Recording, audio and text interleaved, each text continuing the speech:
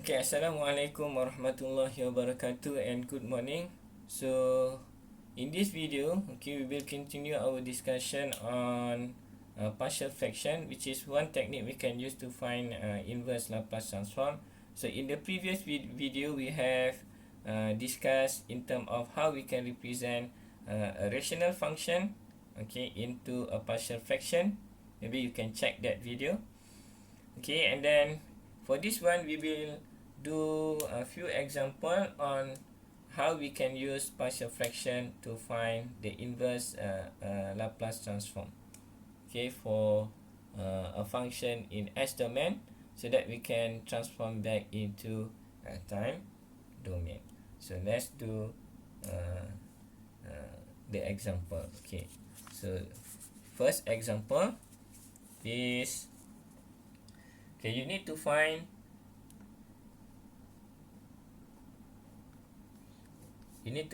inverse Laplace transform for 16s squared, and then divided by s minus 3 s plus 1 and then squared. Right, this one. So first, this is our rational function. So we must, because we use partial fraction method, so we need to do partial fraction expansion for our rational function, so that we can represent it in a partial fraction. So we have over here 16s squared divided by s minus 3 and then s plus 1 squared. So remember, first, before we can do partial fraction expansion, we need to check in terms of the power for our denominator, the highest power for our denominator and numerator. So for our numerator, the highest power is 2. And then for our denominator, the highest power, if we have this one quadratic equation multiply with s, which is a linear function, so this will give us the highest power of 3. So since our numerator has lower power than our denominator, so meaning that this is a proper function. So since it's a proper function, so we can straight away do our partial fraction expansion. So let's represent this. So let's represent this in terms of our partial fraction using this one. So if you look over here, you have s minus 3. This is a linear function, and then this is also linear function, but you have powered by 2. So meaning that we will use first type of partial fraction and also the third type of partial fraction. So for this case, this we can represent as, we don't care about the numerator, so we just concentrate on it. So we know that we have s minus 3, and then of course we plus, and then s plus 1 squared, we use this one, so we need to repeat that. So you have s plus 1 and then plus s plus 1 and then you square it, using third type of partial fraction. Since this is a linear function, so we just have a constant or a numerator, which is this one. So now we have already our partial fraction, and then the next one is that we need to find our value of a, b, and c. So to do that, so first we need to bring this one to the right, and then we multiply with our function. So when we do that, so we have 16s squared equal to a s minus 3 plus b s plus 1 plus c divided by s plus 1 and then squared, and then this we multiply with the denominator on the left. So we have over here s minus 3 and then multiply with s plus 1 squared. So when we multiply this, so we have over here a s plus 1 squared. Okay, because when you multiply this, s minus 3 and minus 3 will be cancelled out.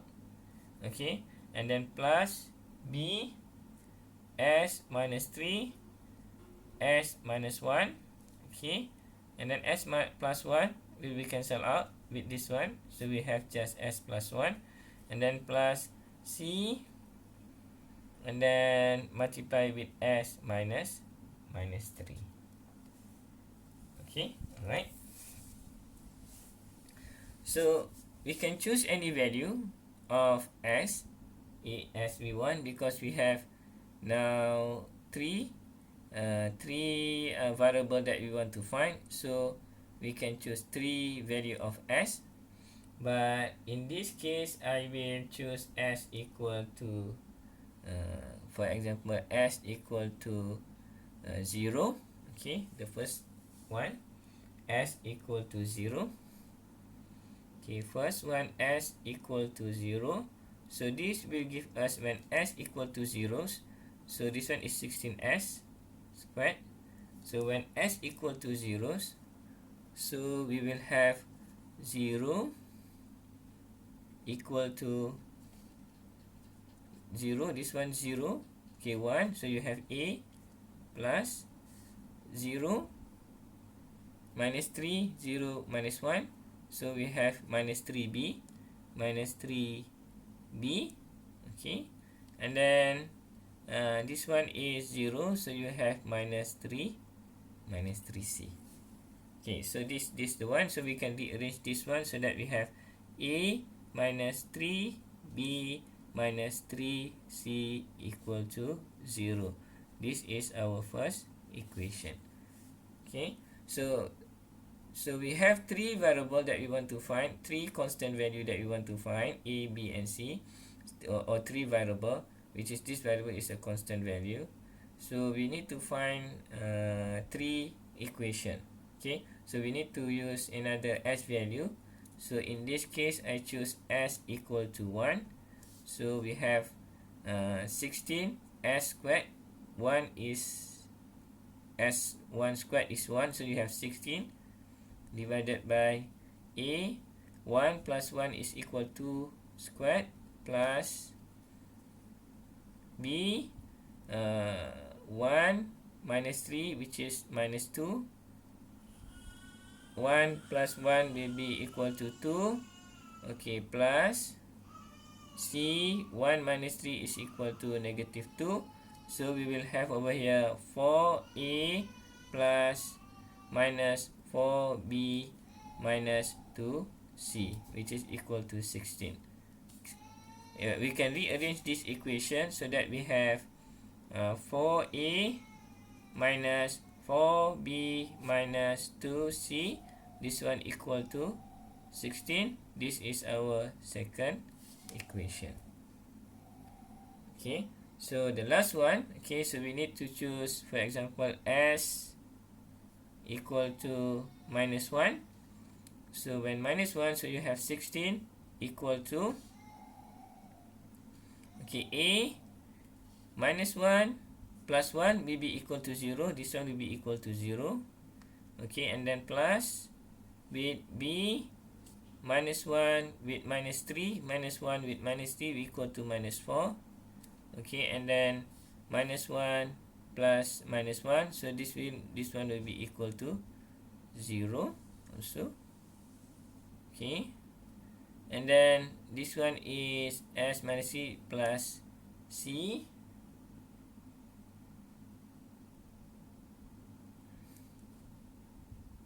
C minus 1 and minus 3. This will give us minus 4. Okay, so we have 16 equal to 0, 0, and then you have minus 4 for c. So this is our third equation. So we can use our calculator to find the solution for the value of a and b. So we can use our calculator. Okay, and then we choose equation or function, this one, and then we choose simultaneous equation, where we have three unknown variable. So we have three unknown variable, and then we just what we call it, plug in the value. So for this one I change a bit so we can rearrange that. So you have negative 4c equal to 16. So for the first equation, which is this one, so we have 1, okay, and then negative 3, okay, which is this one, and then negative c, negative 3c. So you have negative 3c, okay, which is equal to 0. Okay, and then the next one is the second equation. So you have 4, negative 4, negative 2, and 16. So you have 4, okay, and then negative 4, and negative 2, and 16. Okay, so the last one, we have 0, and then 0, and then negative 4, and then 16. Okay, remember when you use calculator, x will represent our a, okay, and then y will represent our b, and then z will be represent our c value. Okay, so we just press this. X will be equal to 9, which is a equal to 9. So we have over here a equal to 9, and then b, we just press this one, b equal to 7, b equal to 7, and then c equal to minus 4, c equal to minus 4. Okay, so when we have our a, b, and c value, so we can plug into the equation, which is this one. So we have 16 s squared divided by s minus 3 s plus 1 squared. This will be equal to our a value is 9 divided by s minus 3, okay, plus b is 7, s plus 1, and then our c value is negative 4, so you negative 4 s plus 1 squared. Alright.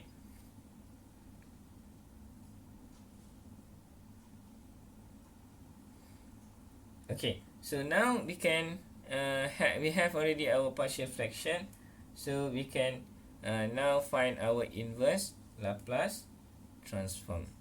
Okay, so if you want to find inverse Laplace transform for this one, negative 1, inverse Laplace transform 16s squared minus s3 s plus 1 squared. Okay, this will be equal to inverse Laplace transform using linearity properties. So we need to find each of the individual inverse Laplace transform. S plus 1, and then minus inverse Laplace transform for 4s plus 1 squared. Right? Okay, so now we can use our shifting properties. Okay, shifting property, because we have s minus 3, s plus 1, s plus 1 squared. Okay, so for this case, okay, so we can use our properties of the first shift theorem, okay, which is for inverse Laplace transform, this one, and also our table of Laplace transform. Okay, so as we know, so we have s minus a, and then we have e at inverse Laplace transform for fs. So for this case, we can represent s minus 3 as s, okay, here, so that we can use our first shift theorem for inverse Laplace transform. This one we can represent as s, and then this one we can represent as s, this one we can represent as s, okay. So we can use this. So this is our fs minus a, which is this one is a equal to 3, a equal to 3, this one a equal to 1, and then this one also a equal to 1. So this will be equal to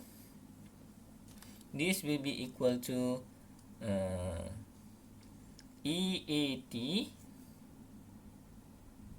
So you have EAT for this one, a equal to 3, so you have E3t, and then inverse Laplace transform for fs, which is this one is 9 over s, okay, plus a equal to 1 for this case, so you have E t, and then inverse Laplace transform for 7 over s, and then last one we have minus E exponent t, and then inverse Laplace transform for 4s squared.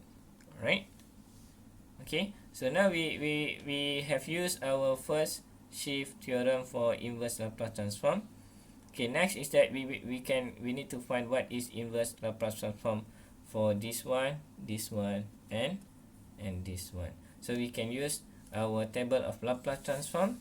So for this one, okay, which is we will use the first Laplace transform pair, which is this one, and then this one, and also the same thing with our second term over here, 7 over s. So we can use this Laplace transform pair. However, for this one, so we have s power of 2, meaning that we will use this Laplace transform pair, where this one n equal to 1 for this case, where this one is n equal to 1, okay. So in order to use our this one, so you must have n factorial over here, which is n factorial, since our n equal to 1, so 1 factorial is equal to 1. So but we have 4 over here, 4 over s squared. So what we need to do, very simple, we can bring 4 outside of the inverse Laplace transform operator. So then we can have 1 over s squared. So we can use this Laplace transform pair to get or to have our inverse Laplace transform, okay. So this one, so you have E3t inverse Laplace transform for 9 over s, plus Et inverse Laplace transform for 7 over s, okay, and then minus, now 4 bring outside of the